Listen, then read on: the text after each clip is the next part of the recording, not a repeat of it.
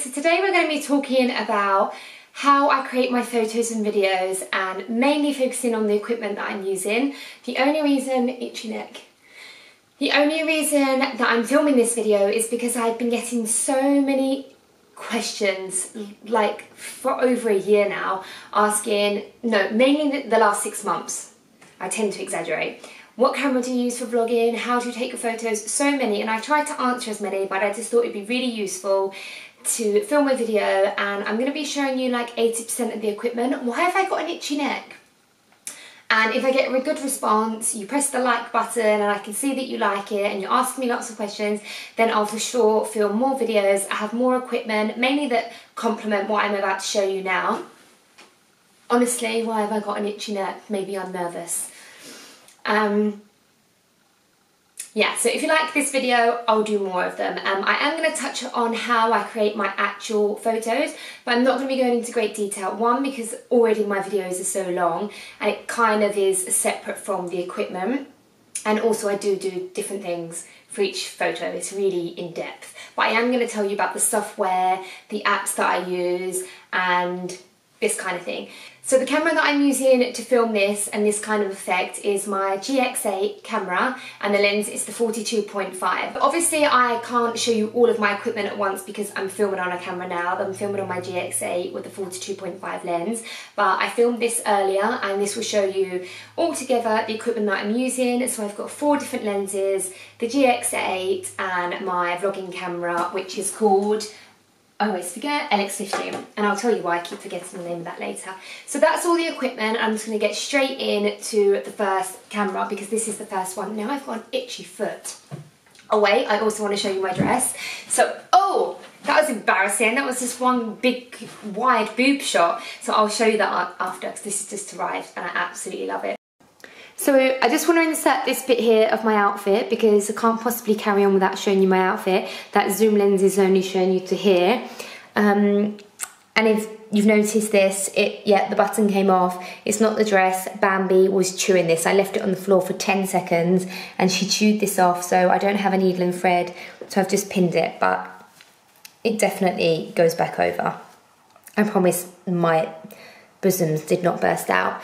This lace is perfect. I have a rectangle waist, but it's actually given me a waist. Look at that.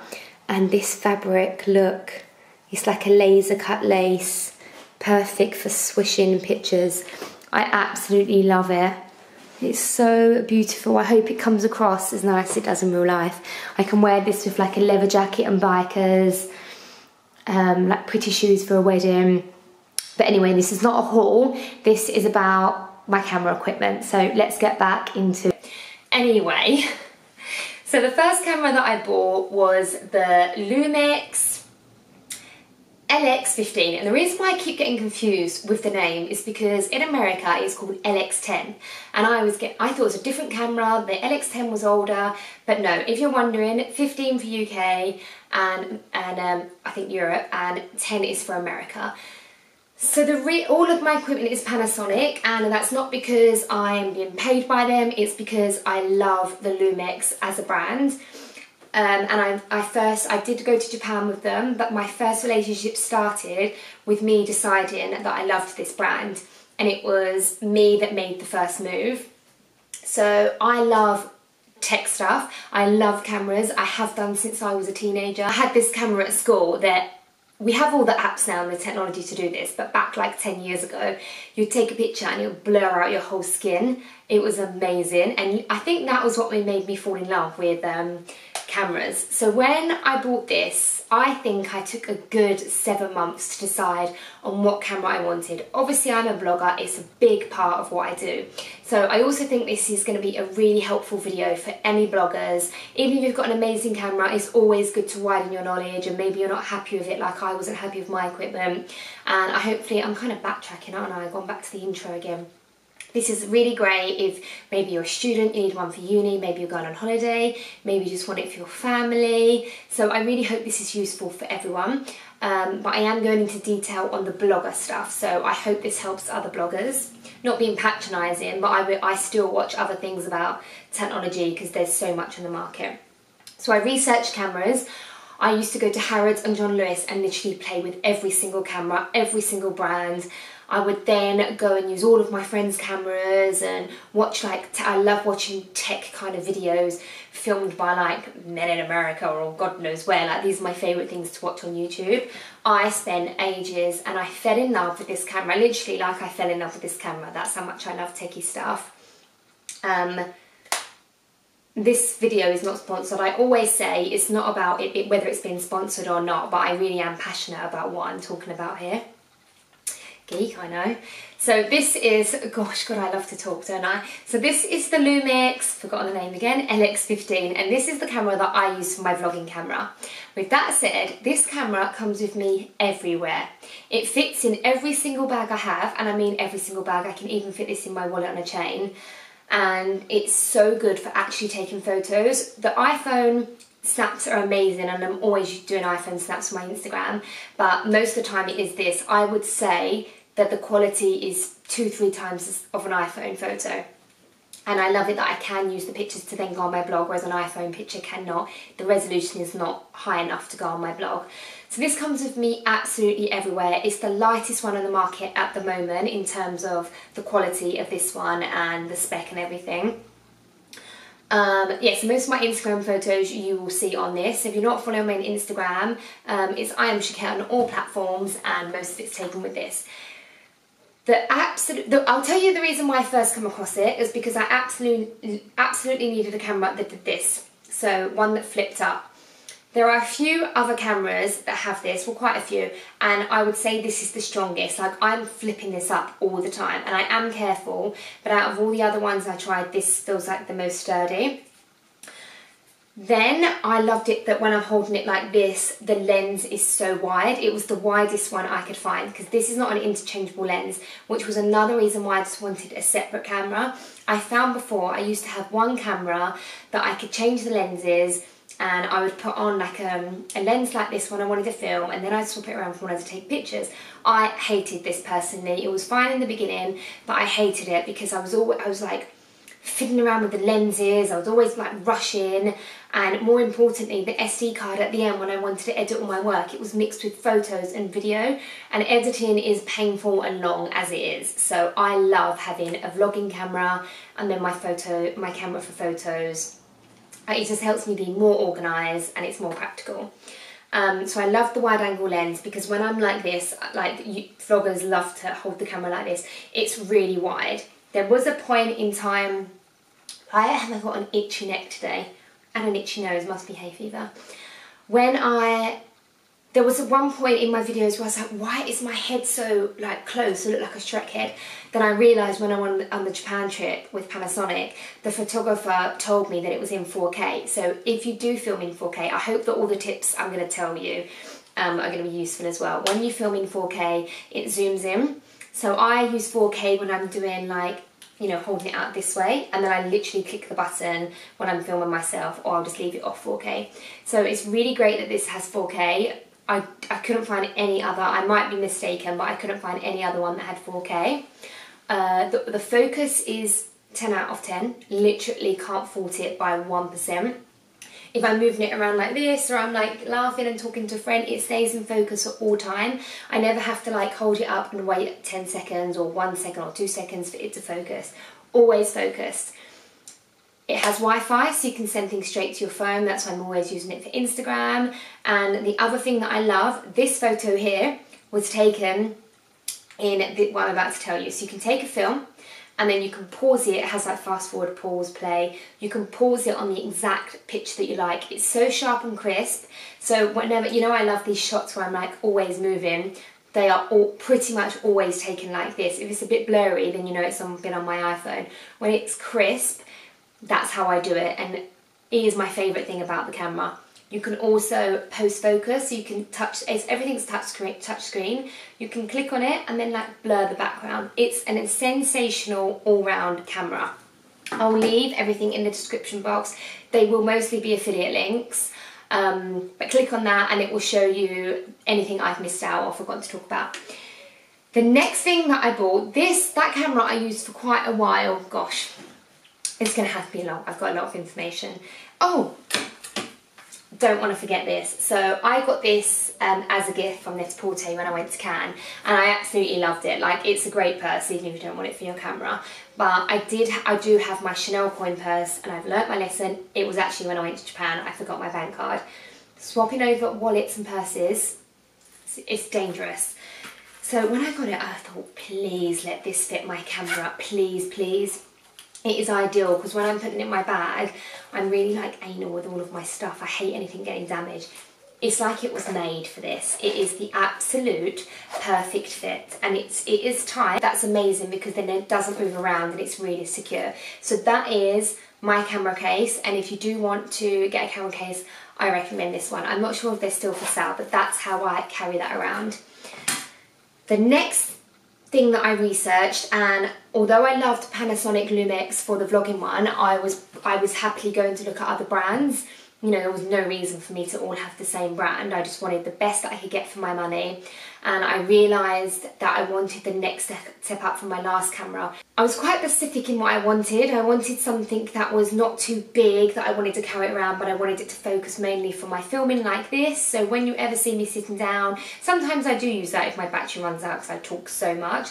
But I just wanted like a DSLR for street style photos and like really invest in some great lenses. Again, after months and months of trying out cameras, I found that the GX8 was the most perfect for me. I feel like it was the best value for money for what it had to offer. Another thing was that I researched all the lens, because the lens makes the photo. And I wanted to research all the lenses that you could use for Lumix, and they seemed like great value for money. And I'll get onto it in a minute, but there was one lens that I really wanted, and it was definitely the best in Lumix. So after trying it out, I was in Harrods for hours one night, and they were so helpful in there, and I decided that it was best for me, great for street style, great for filming. So the lens that you get with it, I took some film in before I filmed this video just to show you, and whenever you see I always get the wrong side, the wrong hand, but whenever you see a film in the corner, that is going to be the lens that I'm talking about. So the kit lens that you get with the GX8 is the 12 to 60. I don't want to go into depth too much about the ins and outs of each lens, because otherwise this will be literally an hour and a half long, but you can click and read more about the product. So this lens is absolutely great. This is something that I just quickly filmed in my house, and you can just see it in the video. You can see the wideness of the angle, you can see everything here. I was using this for the first maybe 5 videos, filming on this, and it was absolutely fine. I even took this on holiday and took a few photos. And if you want just the basic, good quality, nice, semi-wide angle, this is absolutely perfect. If you're really into your equipment or you're a blogger, the lens that I would recommend getting is the 12mm. I really hope, I'm not a photographer, so I really hope I'm using all the right. This is why I'm linking everything, just in case I get everything wrong. So this is the camera that I usually use. So if you watched my video before, when I'm always filming in my bedroom or my beauty room, this is the lens I use. It's a wide angle lens, and I wanted a wide angle lens because of when I'm like holding up like pieces like in hauls, I need as much room as possible. And then when I'm standing up and like showing you my outfit, this is why I needed a wide angle lens. Also when I'm out and about filming, because I do take this out sometimes if I'm on holiday and want to get like a not vloggery style camera. I love having a wide angle lens. House tours, room tours, house tour and flat tours coming, I promise. The wide angle lens is great. It's not so great though when you're buying a house and you get to the house and you're like, this is not as wide and as big as it looked in the photo. I think that property estate agents should not be using ones like this. The next lens, now this is the lens that I really wanted. I just had it in my head that I really wanted a fisheye. I first discovered the whole fisheye when you could get the clip-on for your phone, and I loved the look, but it was just so blurry, really bad quality, and I tried to find one that I could interchange and put on my camera. They were all really bad quality. They would all be like £40–50, which that says enough that it's not going to be good quality. I tried them, they weren't amazing. This, however, is as good as any of the lenses that I'm using for street style. It's very crisp, it's very clear, but you get that bubble eye fisheye effect. Like literally that's why it's called a fisheye. So you can see here, this is what it looked like compared to the other one. I wanted this for when I go travelling, like doing, like walking along and like looking up at buildings. Like, I don't know why, but we were going to go to Miami, but we had to cancel it because we had a few, whatever, we didn't go. And for some reason I just thought, I want to like take photos of the colourful buildings in Miami, like looking up, and that's why I got this. And maybe I'm going to try like a vlog doing a fisheye and see how that turns out. So really excited to use that. I keep playing around with it, but I haven't actually vlogged with it yet. The last lens is the one that's on here. This is the 42.5 Nauticon, I think it's called. And this was the best lens that I found. That was the best value for money, that I could get that street style blurry background with the aperture. I think that aperture goes to 1.2. Again, I'll leave the link below so you can really read in depth. Like, you might even know more than me and want to read it properly. So in simple terms, this is how you get the blurry background. This lens also has a stabilizer, which is so important. The other wide angle lens that I showed you also has a stabilizer. So let me read you a few facts, just because I've got a terrible memory, literally like a fish. Maximum aperture 1.2, stabilization, autofocus, focus is amazing in this. So you can see when I filmed the peonies to the cherry blossom, how that kind of blurs and goes into focus. Includes 14 elements and 11 groups, houses extra low dispersion and ultra high refractive index aspherical lenses. Sharp images, high contrast, without colour bleed in the corners. You can really tell the difference when the lens has this. There's so much information here. High speed aperture and soft focus. It literally is never ended. The optical stabilizer assures users that even at higher apertures they won't have to worry about blur and out of focus images shooting small or fast, low or slow movement in low light situations. Like, this is obviously all true. So this lens is the perfect lens if you want to get that street style kind of look, and if you want to have this kind of zoomed in effect whilst filming. So that's all the camera equipment that I'm talking about. Everything comes with me. This is the camera that I'm filming on, the GX8. I feel like it's the most value for money if you want that professional DSLR camera, but it's not too big. Like, there's no reason for it to be absolutely huge. There was no reason for me to spend £5,000 on a camera. Like, I'm not against that. There's cameras that are £5,000 that I absolutely love. The one up from this is still not £5,000, but it's very expensive. So I'm not against that. I just was kind of coming in slightly lower than that, and it's a great all-rounder, great professional camera. So that's all the equipment that I needed to talk about. I'm happy with these lenses, haven't got my eye on anything else. So I guess now we'll have a quick talk about how I create my images. Okay, so now let's talk about the apps that I use and how I create my photos. So the first thing I'm going to talk about is the app. So I call it Visco. Is it even called Visco? VSCO. So that's one of the apps I use. I don't mean to sound patronising or condescending. This is literally how I do my photos, and just from my experience, and I'm just trying to answer all the questions that I get asked. So I recommend that you download this app and the others that I'm going to tell you. Maybe if you know any other photo apps, please let me know. I'd love to hear about any other apps or software that you're using. We can all share more comments. So anyway, God, I love to divert, don't I? I would go on there and play with every single tool. The contrast, the exposure, the sharpening, the clarity, everything, and just play around until you like the look that you like. I would say for a good year and a half, I was playing around with these apps and even uploading photos, and I wasn't happy with them. And you'll see, like a year ago, 6 months ago, that everything was kind of all over the place, but I just persevered.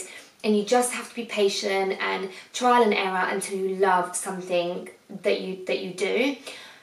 I'm not saying, like, I wouldn't go and find somebody else's account and be like, oh, I love their vibe, because it might not suit you, and you'll be so much more happier that, like, I used to see accounts and think, oh, I love that, and they'd be like super bright white, and it just didn't suit me, or like where I lived, you know, it might have been someone that lives in California and it just wasn't suiting what I was doing, what I was wearing. So I literally just played around until I felt happy that it was like my personality. I don't overthink my photos, I don't worry about the time, if it goes with the one before. Some of my friends do like an outfit and then like a landscape, an outfit and a product shot. Love this, like it looks really neat. I love what they're doing. Like, I'm not saying it's anal to do that or stupid to think about, overthink on Instagram. I'm just saying that I don't, and everybody that I know plans it, everyone that I know personally that plans theirs, I love what they're doing. Just for me, it was like stressing me out that I had to do outfit then. Sure, and now I just put up whatever. If I have 4 outfits in a row or 4 headshots in a row, you'll never get a headshot of me. It'll always be from the back. I just don't think about it. And the more I'm just easygoing and not overthinking it, the more it seems to be going in my favour, and everyone else seems to like it. So that's the first one. The other one that I love using is Snapseed. These aren't anything like new. Everybody that I know uses these. Snapseed, and sometimes I'll edit one in another, save it, and then go and finish it off in another app. So they're the ones that I mainly use on my phone. I have Facetune on here, and I just want to stress that I don't overly do Facetune. I will openly, if I've just had like a huge burger and chips, or it's the time of the month, or I have lots of like big spots, I'm not going to put up a spotty face on my Instagram. I will blur it out. I'll openly hold my hands up to that. There's, you know, it's not a permanent thing that I have on there. I don't want, and no one wants to see that. I don't want to, you know, so I will amend these kind of things. I would just be devastated if I met somebody, whether it was PR or if one of you come up to me and said hello. I love that, by the way, every time. It makes my day. Because it makes me realise that I'm actually talking to real people and they're listening to what I'm saying. I'd be devastated if you walked off and texted your friend or just thought, oh my god, she looks nothing like her pictures in real life. And again, not putting anyone else down. I just try not to. I'm all against the Instagram illusion. We always put our best photo up. Well, I do always put my best photo up. Sometimes it will take me 100 to get the right shot, but I try and keep it as real as possible. But I do have Facetune for, you know, if I'm having a bad day and I'll blur out a spot or something. So that's that. I think 3 apps is enough. Again, if anyone has any other ones, share the love in the comments. For my blog photos, I use Lightroom. Lightroom is a part of the Photoshop family, but it's a slightly cheaper version. Again, it works, it's very simple. It's not actually a photo editing app, it's more of like a storage app, I think. That's what Paris told me anyway. And it's to keep everything organised, but there's basically all what the apps have to offer on there. So that's how and that is also the best software that I found to optimise your pictures for web. So if you do have a blog or you need to put a picture online for whatever reason, may not even be a blog, you need to optimise it and make it a smaller file so that your website doesn't load slow, and that is the best, easiest way for me to do it. So that's the software that I use. I always get asked how I edit my videos. I edit them using Adobe Pro. When I very first started, I was weighing up between Final Cut and Adobe Pro, and the reason why I went with Adobe Pro is because I did a few lessons before I started my YouTube. I did them for about 6 months. They were helpful, and I do recommend doing it, but I think I learn more from when I just look on YouTube. I love watching YouTube. It's probably my favourite part from the Ellen show. Love Ellen. These are like the best, my most favourite things to watch, and the lessons that I had, they used Adobe Pro, and then I just kind of went from there. I've had a play around with Final Cut. I love it, but I'm just like, I know everything on Adobe Pro now, so, and apparently it's like 1 step up, so why go backwards? The other reason why I love Adobe is I do use an Apple desktop in my office, but I have a HP Spectre laptop, and you can't use Final Cut because it's an Apple product. So Adobe I can use on both, and that was the reason why I went with that. So I really recommend that. iMovie is great, but again, I can't use it on my laptop, and when I'm doing layers, like, you know, for example, I have my logo here. It's probably the wrong side. I have my logo in the corner, and then maybe I want to put up a picture here, and then maybe I want to do another layer. You can't do that in iMovie. They allow you maximum of 2 layers. Sorry if I'm like jargoning talking here, but Adobe, you can layer and layer, and it's like a really professional level. So that's what I use. I recommend that you can either buy it outright or rent it every month. It's very expensive. I rent mine every month just in case I wanted to play around with another one. Final Cut, you can get a 30-day trial, and I would recommend coming up with your idea. I love coming up with my idea, like, oh, I want to have this, and I want to do this, and how do I slow-mo, and how do I do this, how do I import this, how do I stabilize? Just Google it and watch videos, and just do that for hours and hours. And because you're listening and then doing it yourself, I find that it's the easier way to learn than having a teacher. And I'm kind of a bit lazy with the teacher, and I'll be like, oh, you do it, oh, can you do it? And I'll just, oh, I'll watch, and it never goes in properly. I know I've spoken a lot, and there's so much more I want to share with you, but I feel like that's enough information to kickstart anyone who wants to start a blog, or anyone that wants to up their game when it comes to equipment, because I feel like with me, this was like the step up from the equipment that I was using when I very first started. So I really, really hope it's been helpful. I really hope that I've answered everybody's questions when you ask me what equipment I'm using. If you liked it, I'll happily talk about the drone that I have, the stabilizing equipment I have. Like, I have a lot of things to complement this, but this is the basics of what I'm using. So let me know if there's anything else you need to know. I think I'm repeating myself. I think I should just end this now. So thanks for watching. Don't forget to press the subscribe button. Yes, I said that right for the first time. If you want to see more and you don't want to miss another video. Thanks for watching, and I'll see you in the next one. I'm just really happy because I'm not getting awkward anymore. So thanks for watching, and I'll catch you in the next one.